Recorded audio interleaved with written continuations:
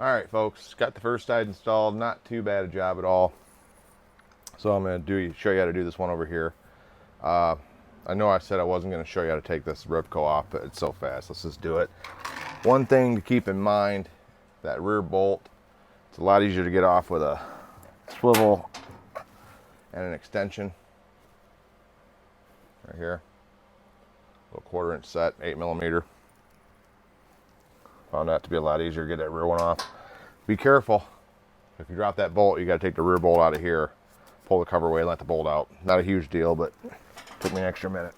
So these Rivcos, 2 4mm head bolts up here, button heads. Remove those.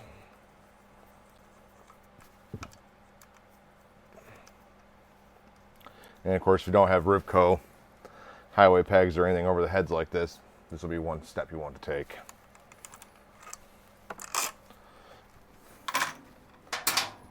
Three 5mm head bolts. They're aluminum. Be careful with them. These are easy to strip out and break. I know if they need to be tightened again anyways. Every once in a while, check these bolts if you had these. Make sure they're torqued all right. Be careful with the washers. It's got a lock washer and a little flat washer on there. I don't think it'd be a big deal if you lost one, but it's better if you don't lose any. And this is the last bolt. Hold on to the Rivco highway peg and pull that off. This will come off. We'll lay this aside and get it out of our way because it's not part of this. Now we got 8mm. I'm going to use some gloves just on the off chance I slip. I'm really not cut myself. I've gotten sensitive skin since I've gotten older, so you got to be careful with it. Not too much of a chance of anything bad happening here. So basically what you have, give me 1 second, let me grab a little light.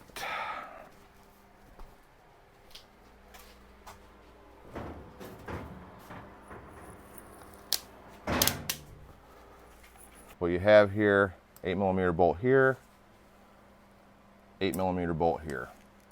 Take both those out, and that's what holds the cover on. Crack those loose. I'm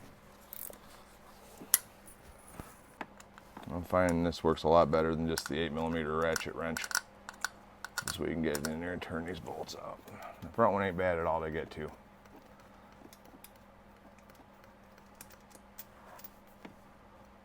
Pull that out of there. Just a bolt, nothing special. What I'm going to do now is I'm going to get a little piece of paper towel. I'm going to stuff it into the socket. That way when you put it down over the head of the bolt, what you'll have is something that'll hold the head of the bolt inside that socket so you don't have to worry about dropping it.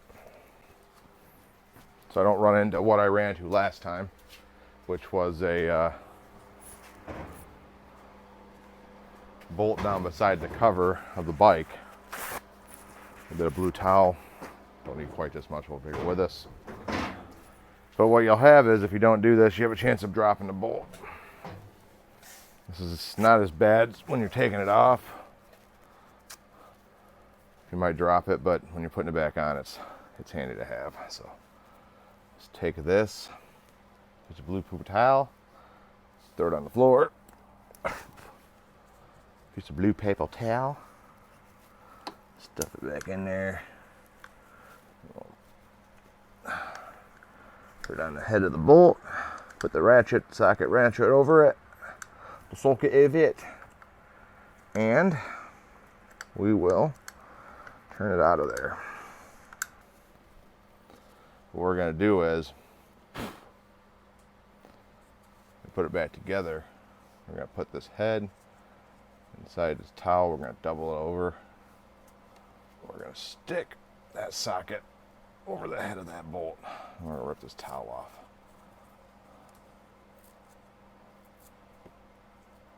What you have is a way to hold the bolt so it won't fall out of the socket. A little bit of thing to know. So like so. I got a wire back there that I put in there for something. I can't remember what it was.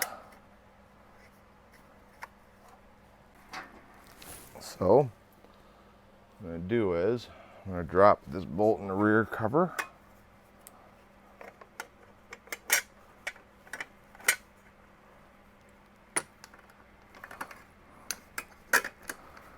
And we're going to just start that bolt into that rear cover there. Alright. I'm not going to tighten this all the way up. I'm just going to get it down in there where it's got a hold of the plate, back it off a little bit, and leave the ratchet sit there. I don't want to take it out because I got the paper towel holding that down there. Now, I'm going to do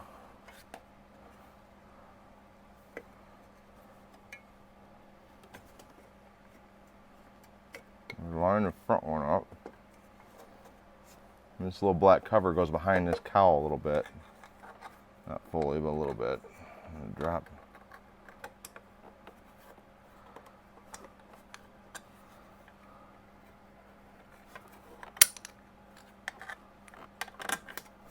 That bolt back into that hole. We're going to start that. These are not big bolts. Do not go King Kong on these things when you tighten them down. They only got to be snug. They don't have to be reefed in there, all right?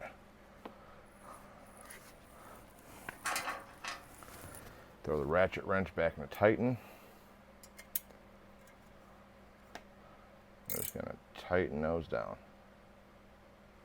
And that should be tight enough right there. Tighten, then a little bit more.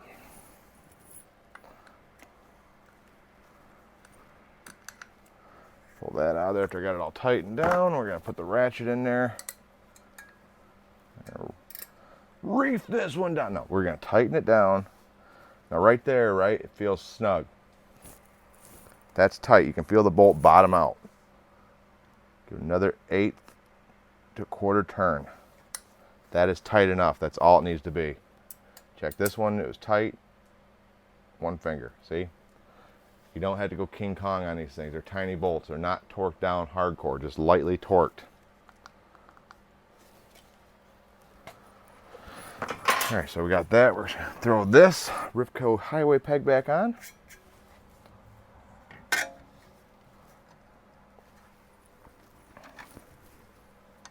Same with these. These bolts do not have to be reefed. They just got to be tight. Like they got basically a washer on them. If anybody wants to know, again, 4mm.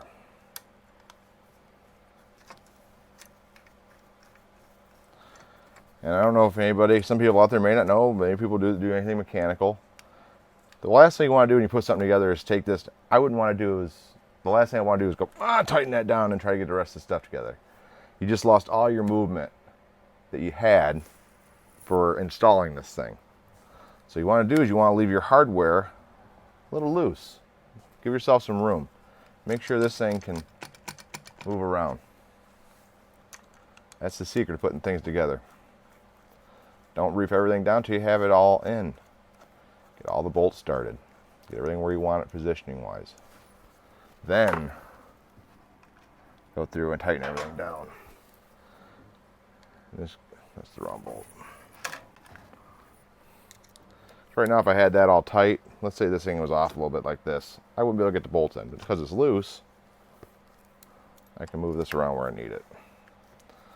And again, these are aluminum bolts. So really, if you got these, be careful putting these in.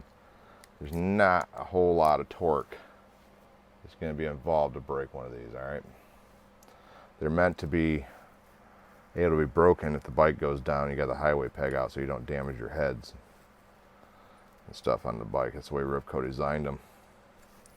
If they'd done them the other way, and let's say you use steel bolts into the steel head, or whatever the head's made out of, might be aluminum.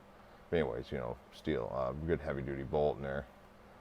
And then you flip this thing over. Well, if for some reason these weren't aluminum, then it would just could damage things. I think their plan is that this right here is nothing really stable. These are light bolts, but this breaks, at least this bowls away from it. It might bend on these, but it ain't gonna cause any major damage. To mention the bolts look cool. So tighten these in. All right. Everything's where I want it. I'm gonna go ahead and tighten these down. Got a lock washer on it. Now I feel that bottom out. 1/8 a turn. Bottom out. 1/16 of a turn. Same. Bottom out. A little bit.